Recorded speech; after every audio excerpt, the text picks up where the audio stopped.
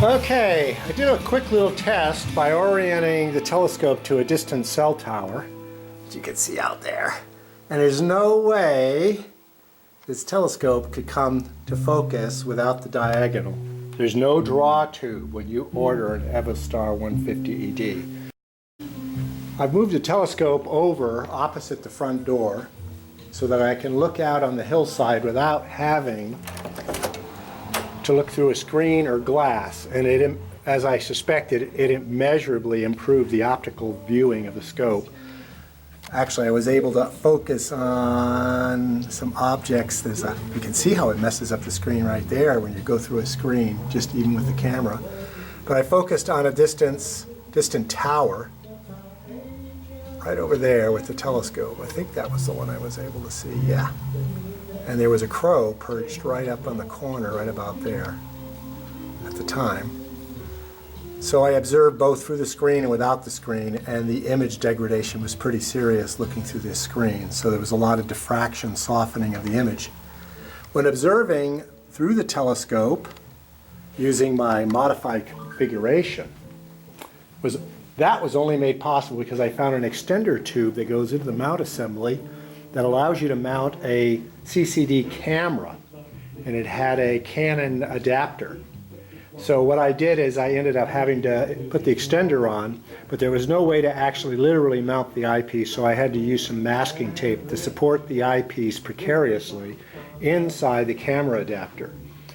Being able to do that, however, made it possible for me to do an initial evaluation of the optical quality. First, I will say the color aberrations were minor. Little tiny noticeable green inside and inside focus and a little violet outside focus. Not bad at all. So color correction is pretty decent with this ED glass. The issue that concerned me is I want to be able to use the fine focuser initially using terrestrial objects and pass through focus and see that it maintains focus as you continue to adjust the fine focuser knob. And the fine focuser knob on this is covered by this plastic shield here.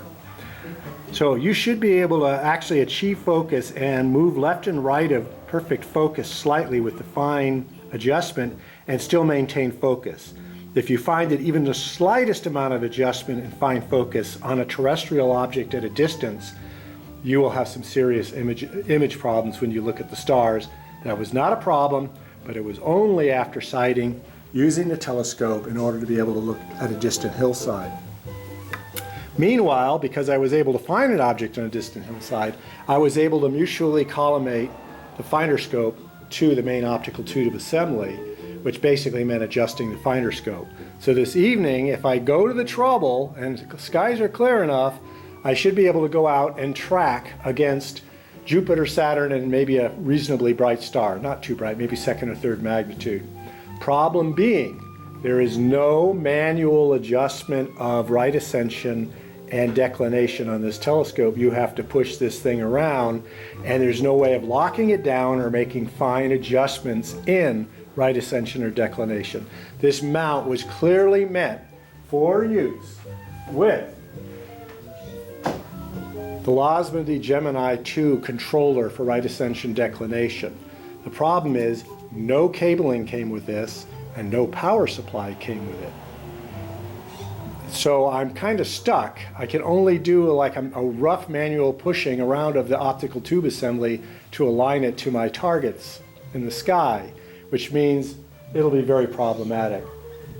Another thing I discovered, this telescope and mount is so massive it cannot be manually moved without some disassembly. The OTA has to come apart, and the tripod has to be separated from the equatorial assembly. So it has to be broken down into 3 basic parts in order to be moved by one person by hand. So there you go, some initial experiences with the Evostar and Gemini, Losmandy Gemini mount. So the next step, view of a clear night with good stability, checking intra and extrafocal imagery of the star and looking for the amount of definition I get on Saturn's rings and Jupiter's belt and micro detailed features. It's the same day, the 9th. We just received the telescope early this afternoon. Put it all together, had some issues that we have to deal with, but hopefully I'll be able to take it out, at least get a look through the eyepiece.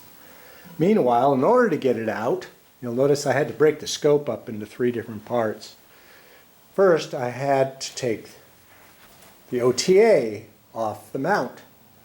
Second, I had to remove the counterweights from the counterweight extension shaft. And third, I fully retracted the legs, making it easier to handle it. Now I have to tell you, that mount, even as it is now with the OTA removed and the counterweights removed, is probably close to 100 pounds, putting it pretty much at my limit for being able to manually carry it out and set it up. But I'm going to give it a shot. So there you have it.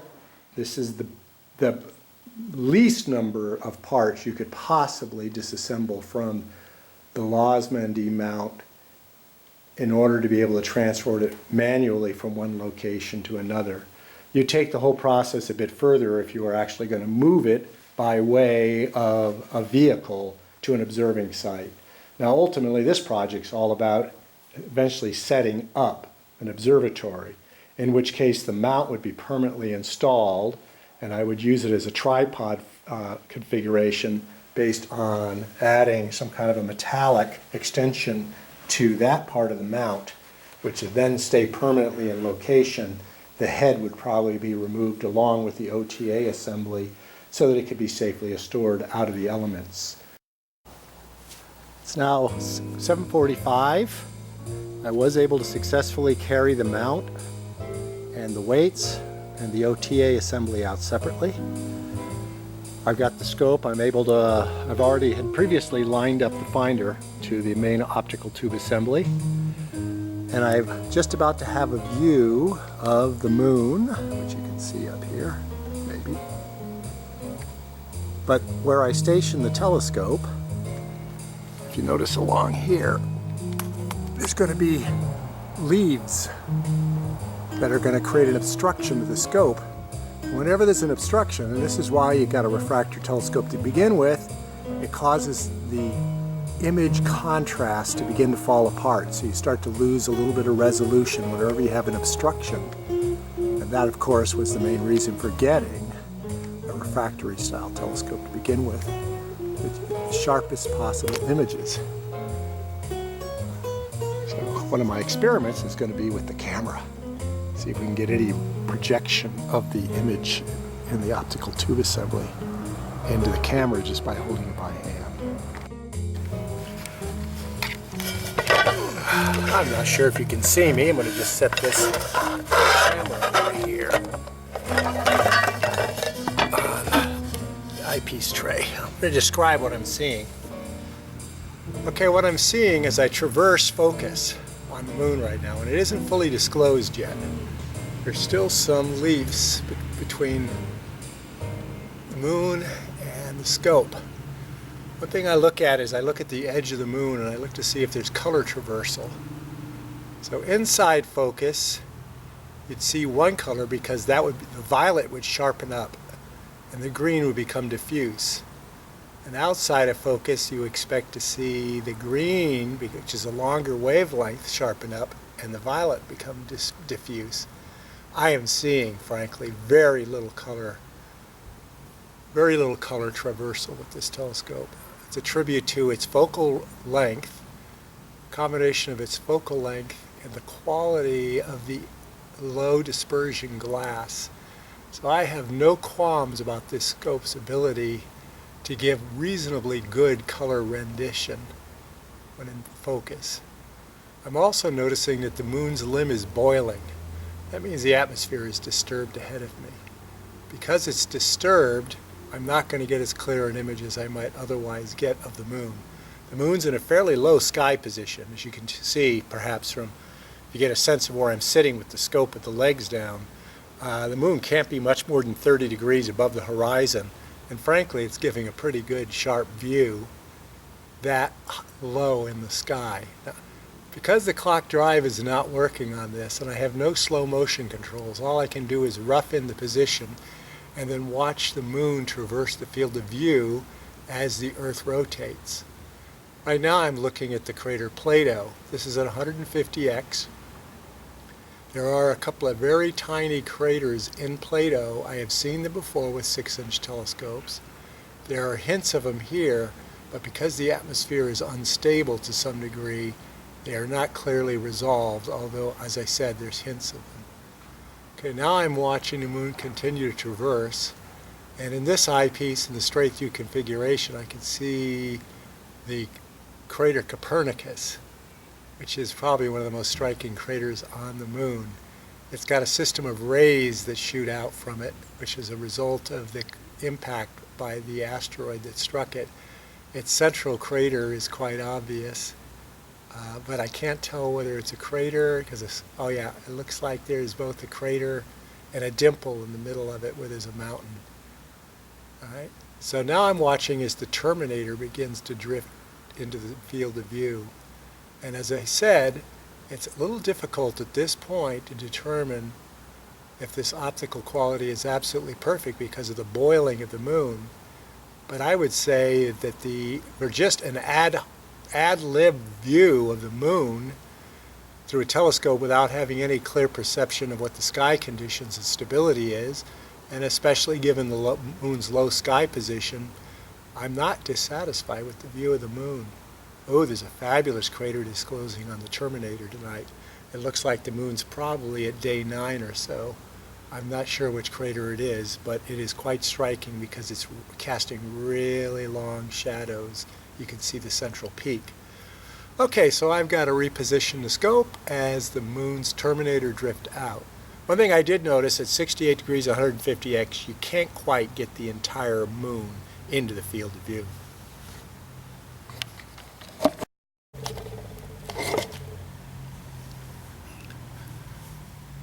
Once again, you probably can't see me over there due to low light conditions, but now I've swung the scope around on Jupiter. Jupiter is even lower in the sky, well, perhaps a little bit higher than the moon at this point. Probably no more than 30 degrees above the horizon. It's in a low position. I think it's in Sagittarius this time of year. And now I'm sweeping the scope around manually without any slow motions, trying to get a view of the Jupiter. And I instantly see that once again the atmosphere is boiling. I mean, after all, the Earth is now putting off a lot of its heat that it collected during the day when the sun was out. So you'd expect to see the image boiling. I am seeing the main equatorial belt, which I think is the southern equatorial belt, and there's hints of the red spot. I'm seeing 3 of Jupiter's satellites, so clearly one of them is in some kind of occultation either behind Jupiter, but I'm not seeing its shadow being cast on Jupiter, or a disk in front of Jupiter. But basically, its color is quite good. Seeing conditions are pretty poor. And I can traverse focus reasonably well. There's a little bit of color across the leading to trailing edge. I just lost it because I'm having to manually shift this without any slow motion controls. One of my concerns about this mount. Anyway, the image is a bit soft. It also happens to be behind an electrical wire, which also causes some diffraction and softening of the image. But all I can say at this point, nothing definitive, but based on the moon and on Jupiter, and I had a quick view of Saturn, where I could see a rather diffuse Cassini division in the ring itself, I would say it's promising. The scope's promising. And the one real virtuous thing I've noticed is the color correction is quite good with this ED glass and this f8 objective. So at this point I'd have to say I'm going to have to wait for some kind of star that I could actually do a star test on.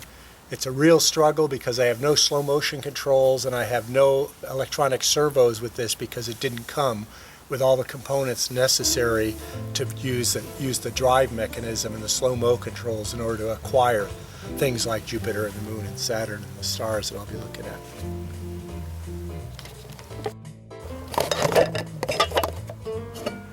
I had done a rather slapdash job of prepositioning the OTA inside the ring mount, and I've spent a few minutes getting that straightened out while I'm watching Arcturus, which is a fairly bright first magnitude star sink down towards the west.